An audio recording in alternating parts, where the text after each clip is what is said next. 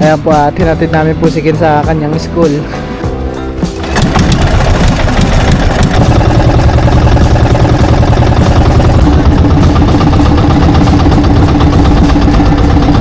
Handa po namin para bukas.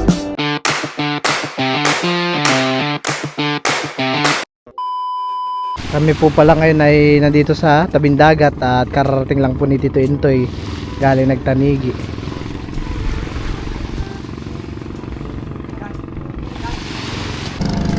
May mga dumating na rin po galing mga nagtanigi.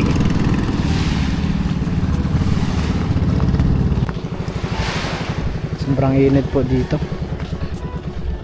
Si Tito Intoy, maliit.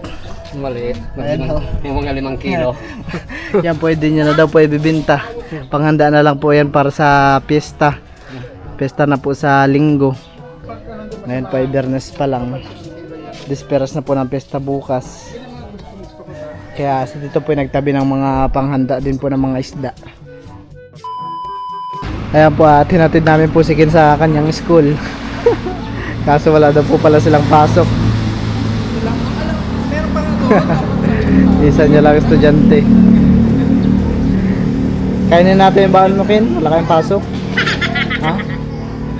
Marami kang baon. Kainin natin. Ayaw mo? Ha? Ha?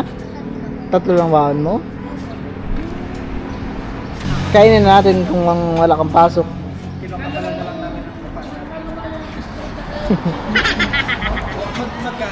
Kaya po at kakakabit lang po yung makina na Junjun. Tinulungan ko na po siya dito magdala. Ayos ng makina natin. Ayos na ulit. Ito po yung pinalitan, yung bago. Makinang-kinang pa. Ba't nangyari dyan yung nakaraan, no? Nag-crack, no? Oo. Ayan, tuloy-tuloy din ang laot para tuloy-tuloy ang kita nila. Alis wala ng hintuan yan, lalo pag magpapauli ang pusit. Nakikita mo yan, yung mga lamalaot, merong 5 street.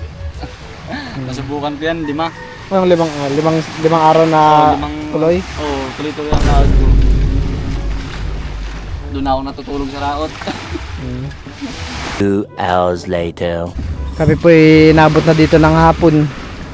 Gawa ng nagka-problema yung ano ni Junjun, lagayan ng ihi, may buhangin. May sa pagtatanggal. Kinunti-kunti yung buhangin, buti tayo natanggal na dyan. Buti may nagbigay sa atin nito. Tinusok-tusok ang buhangin. At okay na yung makina ni Junjun. Makakapusin na ulit siya. Nagabi na tayo sa pag-ayos.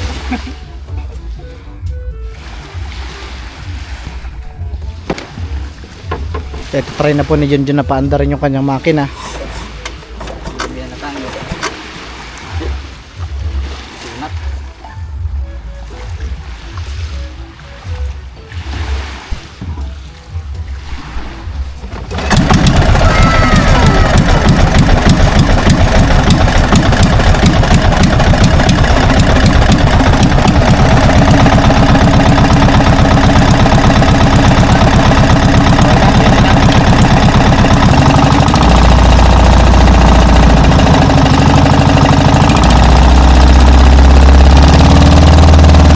Tomorrow for sure. Ayan po at ngayon po ay disperas na po ng piyesta namin dito sa Lokapon Noy. At dito po kami ngayon sa tabing dagat dahil meron po ngayong libot na bangka. Ayan po at sila Tita rin po ay nandito na. Teo. Si Teo po hindi po namin isasama. Siya po ay may iwan kay Tita Bibi.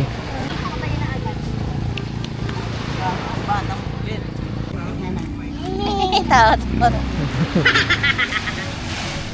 Napitik ka lang tayo, mama. Wag na. Okay. Wag na ako. Kuya ko na yun. Okay.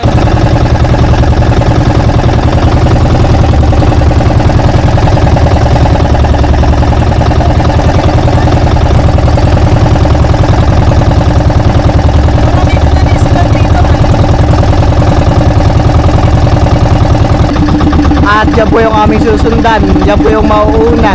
Yung malaki pong bangka. Yan po ang mauuna at yung mga bangkang maliliit po ay nakasunod daang.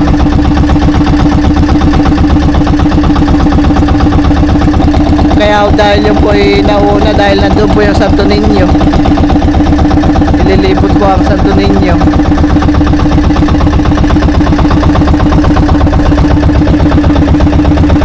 Marami na rin po mga nag-aabang.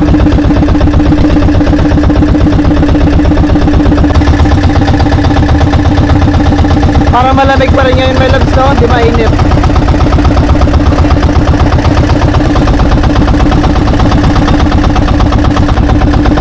Grabe ding. Kaya po at marami na po mga bangka. Hintayin na lang po umandar yung lansya. At lilibot na po ang Santo Niño.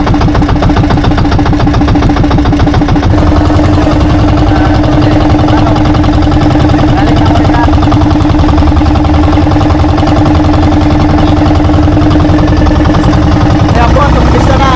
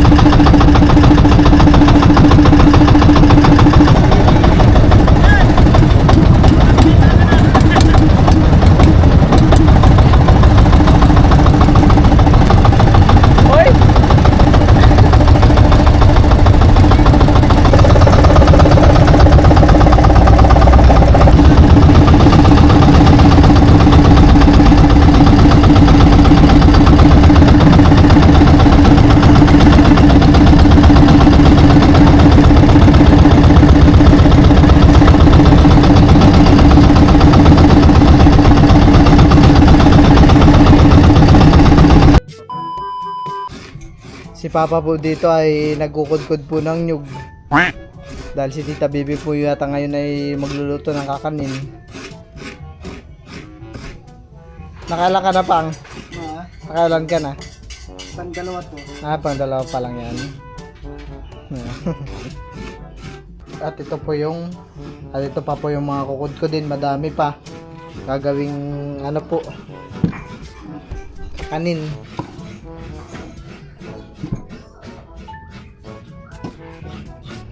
Saka may ito po yung sabaw. Si Junjun po yung naglagay, nagsalo dito. At titikman niya po yung sabaw.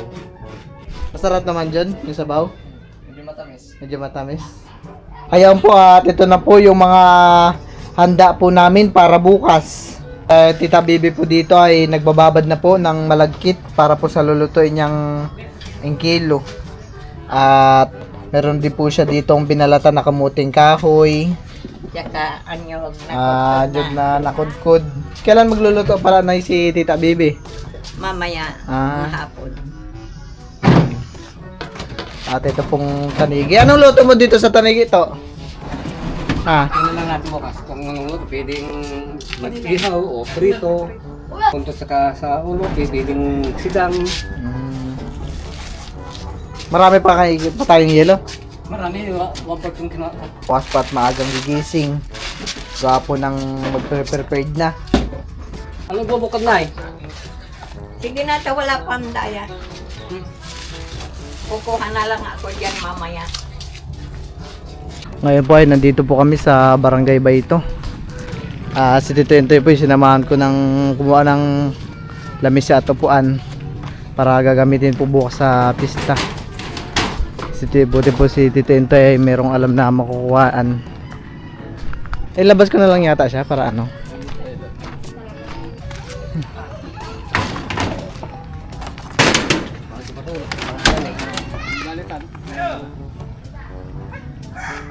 Magkano to?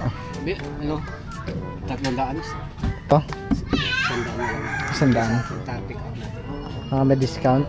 Discount pick up natin, hatid pa natin. Yan, yung, ano, kinakapatid ni tita mo nini. Ninang niya nung nanay nila. Parang yung nakaraan din dito rin kami ni Junjun punta, nagpahilot si Junjun eh. Oo, yan, nangihilot yung asawa. Asawa niya. Pagka po may masakit yung katawan ni Junjun at may pilay si Junjun, dito po kami nagpapahilot ay. Marami din po dito mga puno ng mangga. Yung mga mangga po dito ay may mga bunga na oh.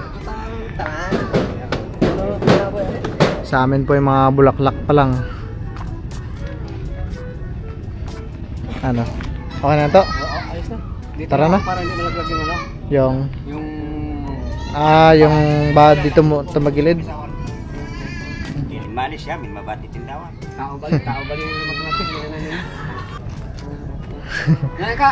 Kaya minsan po maririnig ninyo ay halos ang salita po dito ay sa amin ay sambal hanggang sa tabing dagat. Ayan po. Ay!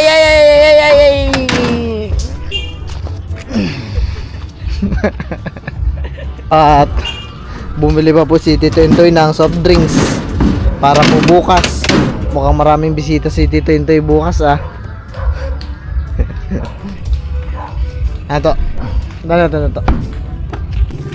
Taano handa natin ta? Wala nga eh. Ha? Kain na lang sa kapitbahay. Makikain na lang sa kapitbahay. Raisa ay nagkukudkod na rin po ng kamuting kahoy. Ano luto dito, Nay? Hindi ko yung alam eh. Yan yung suma na kamuting kahoy. Yun pala yun. Masarap yun. At dito po pala sila Tita Bibi ay nangahoy sa lalo pader. Lalo pader po ay sa kabilang pader. Kami po ay di na muna gagamit po ng shilin at makalas. Kaya kahoy na lang po yung aming gagamitin. Sila Tita Bibi po dito ay magluluto po ng upo. Anong sahog mo dyan, Tita? Dinuguan. Dinuguan? Dinuguan na merong upo.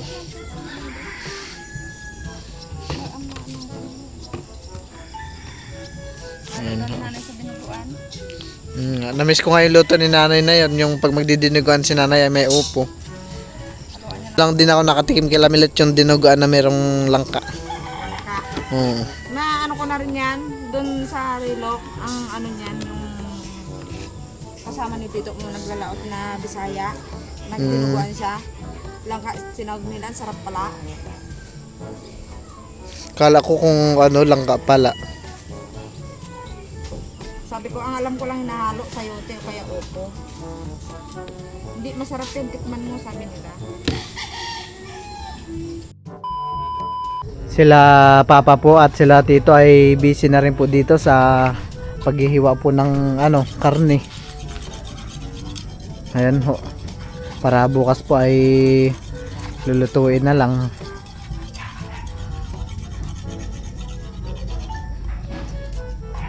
Ilan po tayo yung lulutuin nyo to? Ay, 3. Ay po, nandito muna kila Tita Nini. Ito ay siguro po dito ay nagluluto. Anong mo goods? Minuto tsaka pork steak. Pork steak. 8:01 p.m. Pista. Kinuha ko na mo itong Rina. Si Tita Sanig po dito ay tamang papak lang.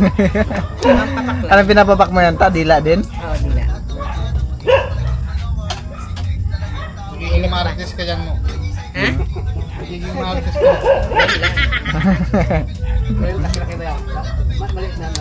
Sige mo kuya Bahal para